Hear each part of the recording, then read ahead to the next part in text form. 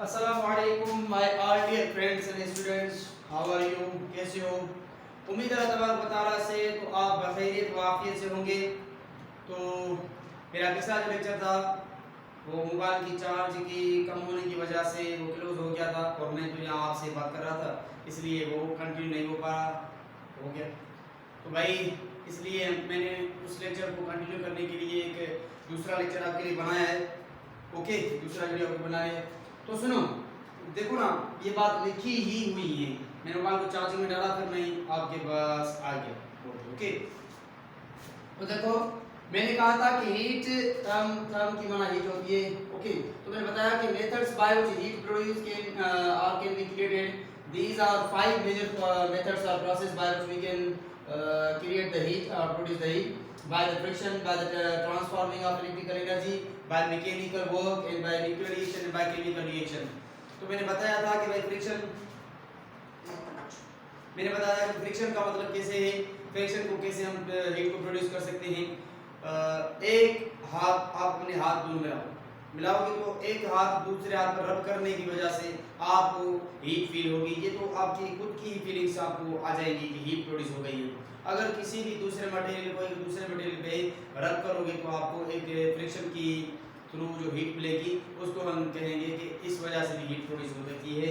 तो फ्रिक्शन वाला मेथड हो गया। ठीक है भाई, अब बात क्या है? अब है ट्रांसफॉर्मिंग ऑफ इलेक्ट्रिकल एनर्जी। मैंने कहा था कि इलेक्ट्रिकल एनर्जी का मतलब क्या कि अगर आप स्विच ऑन करते हो तो वायर में से चार्जेस का फ्लो होना शुरू हो जाता है, जहाँ पे करंट का क्रिएट हो जाता है। जब करंट क्रिएट हो जाता है तो वहाँ पे आप अगर उस वायर के ऊपर अपने हाथ को कर्ल करोगे, फिंगर्स को कर्ल करोगे, एक राउंड अप करोगे तो आपको वहीं से भी हीट फील होगी।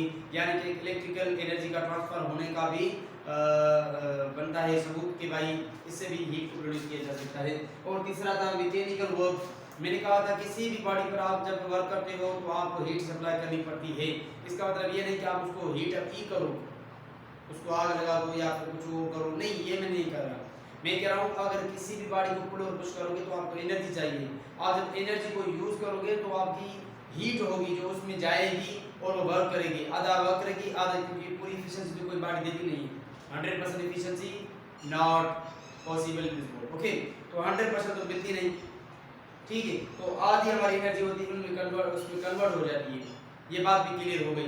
जैसा कि आम एग्जांपल ले लो भाई, आप अगर खाना खाओगे आपके बॉडी में एनर्जी जाएगी तभी आप कोई वर्क कर सकोगे। समझ में बात आई? और तीसरी बात बाय न्यूक्लियर रिएक्शन। ये आप इंटर के लास्ट वाले चैप्टर्स में बाय जो न्यूक्लियर फिजिक्स है उसमें पढ़ोगे। एक होता है फिशन, दूसरा होता है फ्यूजन। फिशन और फ्यूजन आप ऐसा ही एग्जांपल ले लो हमें समझने के लिए कि भाई किसी बम का कहीं पर ब्लास्ट होना कैसा है, कितनी बड़ी एनर्जी को मिलती है फिशन और फ्यूजन के रिएक्शन से। आप ये बात समझ गए। ओके, तो तीसरी पांचवी आखिरी क्या है? Chemical reaction. केमिकल रिएक्शन दो किस्मों के होते हैं, एक होता है एक्सोथर्मिक, दूसरा होता है एंडोथर्मिक। एक्सोथर्मिक में हीट इवॉल्व होती है, हीट इमिट होती है, और क्या होता है एंडोथर्मिक में हीट एब्जॉर्ब होती है, जज़ब की जाती है हीट। ओके, जैसा कि हम एग्जांपल ले लो, आपकी केमिस्ट्री फर्स्ट ईयर की केमिस्ट्री में फिफ्थ वाला चैप्टर जो है वो थर्मोडायनामिक्स से रिलेटेड है, केमिकल रिएक्शन से वाबस्ता है। उसमें ये दोनों डेफिनेशंस और इंट्रोडक्शन दिए गए हैं, एंडोथर्मिक और एक्सोथर्मिक। यहाँ पे एवरी एक्सोथर्मिक क्या होगा? हीट एक्सोथर्मिक रिएक्शंस और इसमें फिशन और फ्यूजन। एक्सोथर्मिक रिएक्शन क्या होगी? हीट जो है वो देंगे, जैसा कि carbon dioxide plus 2 moles of oxygen क्या प्रोड्यूस करते हैं? प्रोडक्ट मिलती है कार्बन डाइऑक्साइड प्लस में हीट हमको मिलती है। बात समझ में आ गई मेरे ख्याल से? ठीक है भाई, तो ये रिएक्शन के हिसाब से हीट हमको सप्लाई करती है। और दूसरा भी है, मीथेन को आप जब 2 मोल्स ऑफ ऑक्सीजन देते हो तो फिर कार्बन डाइऑक्साइड भी मिलती है और उसमें 2 मोल्स ऑफ वाटर भी मिलते हैं, प्लस में हीट मिलती है। ये भी एक रिएक्शन है, ये रिएक्शन है और दूसरा रिएक्शन है। तो ये बात हो गई भाई हीट को प्रोड्यूस प्रोडक्शन के कौन से मेथड्स हैं। ये सारे 5 मेजर पार्ट्स हैं, मेथड्स हैं, प्रोसेस हैं। इनकी बात भी है लेकिन ये मेजर है। ठीक है, ये आप रिमेंबर करें, ये आपके कोर्स से कंसर्न नहीं है, बाहर से है, लेकिन आपको हीट के कॉन्सेप्ट ज़हन में बिठाने के लिए एक बेहतरीन से फार्मूलाज होंगे, पॉइंट्स होंगे जो आपके दिमाग में जाएंगे तो हीट का कॉन्सेप्ट आपको बेहतर तरीके से आ जाएगा। जब आप टेम्परेचर पढ़ोगे, थर्मोडायनामिक इक्विलिब्रियम पढ़ोगे, थर्मल इक्विलिब्रियम पढ़ोगे, थर्मल कांटेक्ट पढ़ोगे, बात समझ में आ रही है? तो इन कॉन्सेप्ट्स में ये बात बहुत अच्छी तरीके से आपको हेल्प करेगी। भाई अब आते हैं methods by which heat transfer. Heat के ट्रांसफर होने के मेथड्स कौन कौन से हैं? भाई एक होता है कंडक्शन, दूसरा होता है कन्वेक्शन, और तीसरा क्या होता है? तीसरा होता है थर्मल रेडिएशन।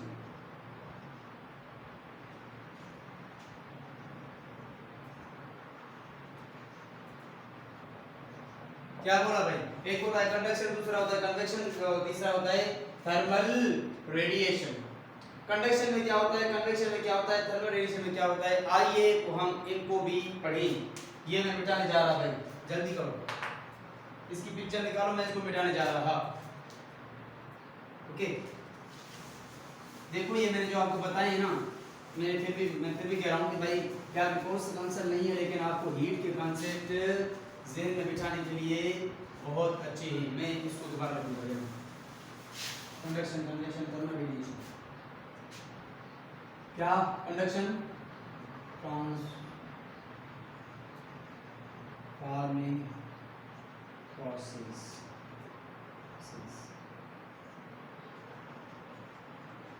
कंडक्शन, अब ये कंडक्शन क्या है और दूसरा कन्वेक्शन पहले लिख लूँ ना, और तीसरा क्या है? Thermal radiation.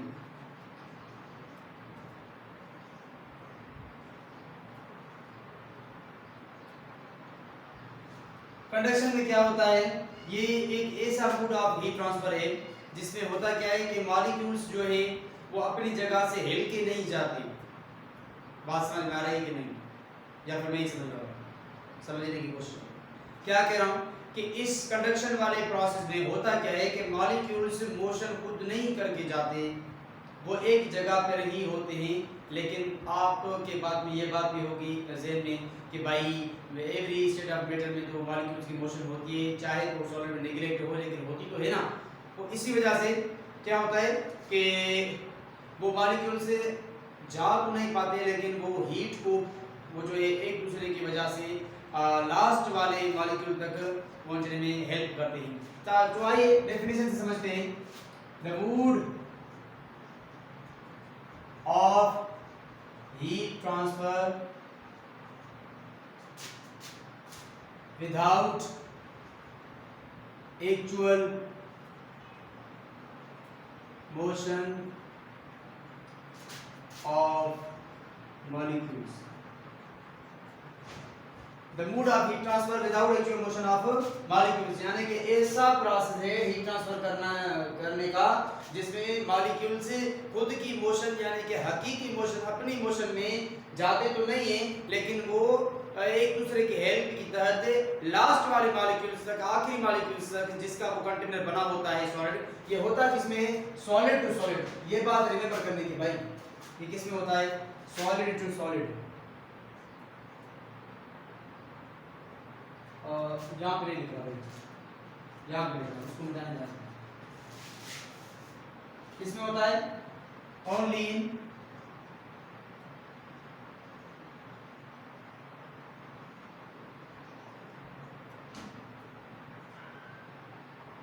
Solid to solid.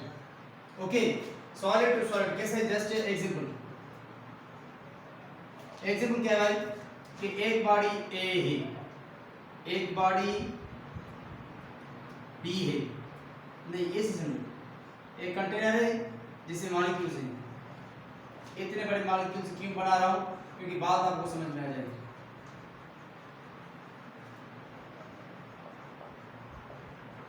ठीक है, टाइम वेस्ट हो रहा होगा आपका, लेकिन कोई बात नहीं। ठीक है, देखो अब आप अगर यहां से हीट को सप्लाई करोगे तो क्या होगा? क्या इसी कंटेनर में जो इतने मॉलिक्यूल्स हैं क्या वो हीटअप नहीं होंगे? बिल्कुल होंगे। क्यों होंगे? हालांकि यहाँ के जो मॉलिक्यूल्स हैं वो यहाँ तक वो जो पैदल चल के नहीं गए, सिर्फ और सिर्फ एक दूसरे की हेल्प क्या है? एक दूसरे को कनेक्ट हैं तो ये मॉलिक्यूल ये जो हीट है वो इसको देगा, वो ये इसको देगा, वो ये इसको देगा, वो ये इसको देगा। हाँ ये बात है कि इस जगह पर बहुत सारे वो जो है हीट फील होगी, बहुत सारी हीट फील होगी, हालांकि यहाँ पर कम होगी, ये बात है। लेकिन ये बात नहीं कि इसको हीट देगी तो इसको नहीं मिलेगी, बिल्कुल मिलेगी। सारा कंटेनर गर्म होगा। जैसे कि आप एक पार्ट रखते हो कि भाई अपने घर के जो गैस वाले पर रखते हो, तो गैस में क्या होता है, सारा का सारा जो पार्ट होता है वो गर्म हो जाता है। ऐसा नहीं कि आपने नीचे से आग दी हुई है तो ऊपर से वो जो है गर्म नहीं होगा। आप किसी भी साइड से उसको हाथ से खींचोगे तो आपको हीट फील जरूर होगी। ये एग्जांपल है आपके वो जो है कंडक्शन का। आगे बढ़े, इसको मिटाने जा रहा हूँ। ओके, एग्जांपल दे रहा हूँ ना, एग्जांपल समझने की बात नहीं है। और दूसरा क्या है, कन्वेक्शन। अब ये कन्वेक्शन क्या है, the mood off heat transfer with actual motion of molecules. इसमें क्या होता है कि मॉलिक्यूल्स बाय देयर सेल्स वो क्या करते हैं कि वो जाते हैं, मींस यहाँ पे तो सॉलिड में होता था, तो ये कौन सी होता है, लिक्विड टू लिक्विड भी होता है और गैस टू गैस भी होता है। ये बात रिमेंबर करने की। तो क्या होता है कि the mood off transfer with actual motion, यहाँ पे मॉलिक्यूल्स खुद अपनी मोशन की तरफ जाते हैं। जैसा कि इसका बड़ा एग्जांपल क्या है, आपके वो जो है जिस वर्ल्ड में हम रहते हैं, जिस दुनिया में हम रहते हैं, जो अर्थ में रहते हैं, ये एक ऐसा प्लेनेट है जिसपे जिंदगी का गुजारना एक आसान तरीके से वो जो है सिंपलिसिटी देता है, लेकिन दूसरे प्लेनेट्स पे जबकि जिंदा रहना मुश्किल ही नहीं नामुमकिन होता है इंसान के लिए। तो इसी वजह से, क्योंकि देखो किसी प्लेनेट पे क्या होता है, प्रेशर ज़्यादा होता है, किसी में कम होता है, किसी में इतना प्रेशर तो आप उठ नहीं सकते, बात समझ रहे हैं भाई। तो वहाँ पे हमें जाना नहीं है, हमको जाना है अपने टॉपिक की तरफ। वो क्या कह रहा है कि एक्चुअल मोशन होती है मॉलिक्यूल्स की, कैसे होती है भाई, जैसा कि मैंने कहा कि हमारी सीजन्स तब्दील होती है इस अर्थ में, क्या कि ऑटम आता है, बहार आता है, जैसे मैंने बोला समर आता है, विंटर आता है। इसी तरीके से मौसम का तब्दील होना, किसी पर यूरोप में जाओगे तो वहाँ कोल्डनेस होगी। फॉर एग्जांपल एंटार्क्टिका, जैसा कि ये सारा का सारा जो है एशिया हम जिस कंट्री में रहते हैं, तो इसी तरीके से वहाँ एंटार्क्टिका में भी ऐसे होता है, तो वहाँ ठंड होती है। कहाँ पे ठंड होना, कहाँ पे गर्म होना, जहाँ के पाकिस्तान का इलाका देखो कि कोयटा कितना ठंडा है, और यहाँ पे देखो जैकबाबाद देखो पाकिस्तान का कितना इलाका गर्म है। इसी वजह से किसी का हॉट और कोल्ड होना, यहाँ से क्या होता है मॉलिक्यूल्स तो वो जो एयर के थ्रू जाते हैं, हीट वाले होते हैं तो कहीं हीट सप्लाई कर सकते हैं, अगर ठंड वाले होते हैं तो कहीं ठंड आ जाती है। इसी वजह से यहाँ के ऑटम और बाहर का आना, समर का जाना, विंटर का आना, इसी वजह से इसके मौसम की तब्दीलियाँ किसी वजह से होती हैं, वो कन्वेक्शन के थ्रू होती हैं, क्योंकि मॉलिक्यूल्स क्या करते हैं, पैदल जाती हैं। पैदल नहीं को तो एयर के थ्रू कह दो, इनका पैदल जाना यानी कि एयर के थ्रू जाना होता है मॉलिक्यूल्स का। ओके, ये बात भी भाई समझ में आ गई। लास्ट वाला क्या है, थर्मल रेडिएशन। ओके, लास्ट में तो आपको इनके बारे में एक बेहतरीन से सवाल बताऊंगा जो इनसे वापस तक पूछे जाते हैं कैसे। ओके देखो, थर्मल रेडिएशन,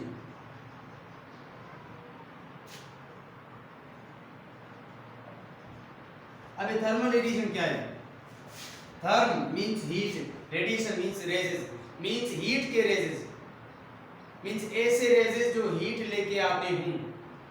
बात समझ में आ रही है, ऐसे रेजेस जो हीट लेके आती हैं। सबसे बड़ा सोर्स क्या होता है भाई, सन से क्या होती है, हीट आती है, इलेक्ट्रोमैग्नेटिक वेव्स के जरिए हीट आती है, क्योंकि यहाँ पे तो अर्थ और सन के बीच में वैक्यूम है ना, तो इस वैक्यूम ये अर्थ है, लेट्स सपोज यहाँ पे इलेक्ट्रोमैग्नेटिक वेव्स के थ्रू वो जो है वैक्यूम है अर्थ और सन के दरमियान, तो वहाँ से ये आती है हीट इलेक्ट्रोमैग्नेटिक वेव्स के जरिए। वो क्या होते हैं, थर्मल रेडिएशन होती है। देखो 20 करोड़वां हिस्सा जो है धरती पे गिरता है, हमारी धरती पर जिसमें हम रहते हैं, तो हमको इतनी हीट फील होती है। बात समझ में आ रही है।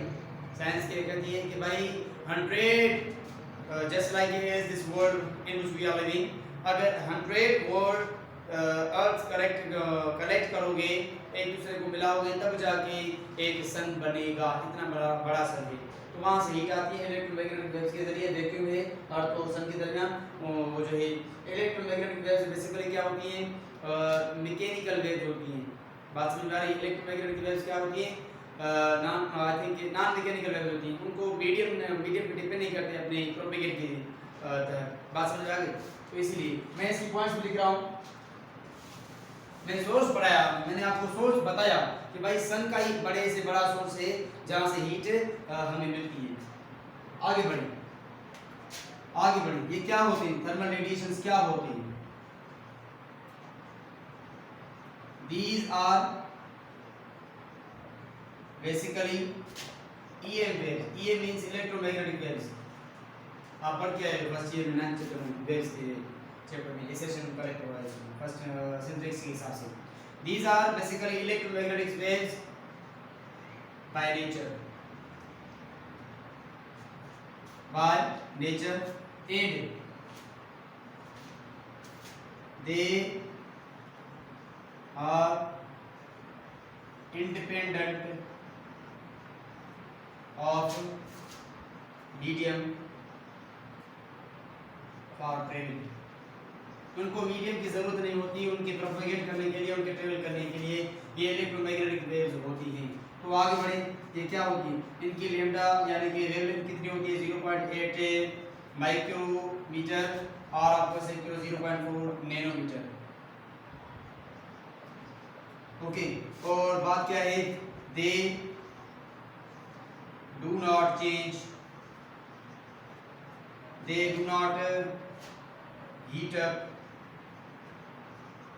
or change the temperature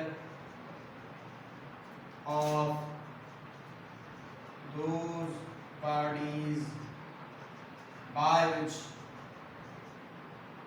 they passes through, because of they have speed of light, means 3 into 10 raised power 8 meter per second और 3 into 10 raised power 5 किलोमीटर पर सेकेंड। एक सेकंड में 3 into 10 raised power मीन्स के 30 लाख क्या करती है, 1 kilometre एक second में सफर करती है ये waves. They do not heat up, ये चेंज नहीं करती यानी कि temperature change, heat up means कि चेंज टेम्परेचर नहीं करती, डू नॉट मींस कि हीट अप नहीं करती यानी कि चेंज नहीं करती, टेम्परेचर चेंज नहीं करती। किससे, जिस बॉडी के दरमियान वो क्या होती है, पास होती है, क्योंकि इनको स्पीड ऑफ लाइट होती है। दे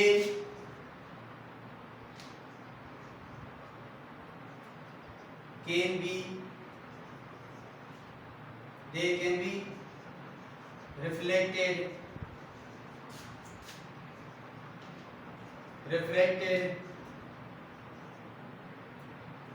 and also absorbed by materials। ये रिफ्लेक्टेड भी किए जाते हैं, ये रिफ्रैक्टेड भी किए जाते हैं और एब्जॉर्ब भी किए जाते हैं मटेरियल से। बात समझ में आ रही है? क्या करते हैं, रिफ्लेक्टेड भी करते हैं या तो मींस कुछ भी कर सकते हैं, रिफ्लेक्टेड भी करते हैं क्योंकि इसमें मीडियम चेंज हो जाता है, इसमें मीडियम सेम रहता है। आप अगर एक कॉन्केव या कॉन्वेक्स लेंसेज जो पढ़े होंगे ना, आपको ये बात समझ में आ रही होगी। अगर आपने वो नहीं पढ़े तो आपको वो बात मेरे ख्याल से ये बात समझ नहीं आएगी। तो आप इस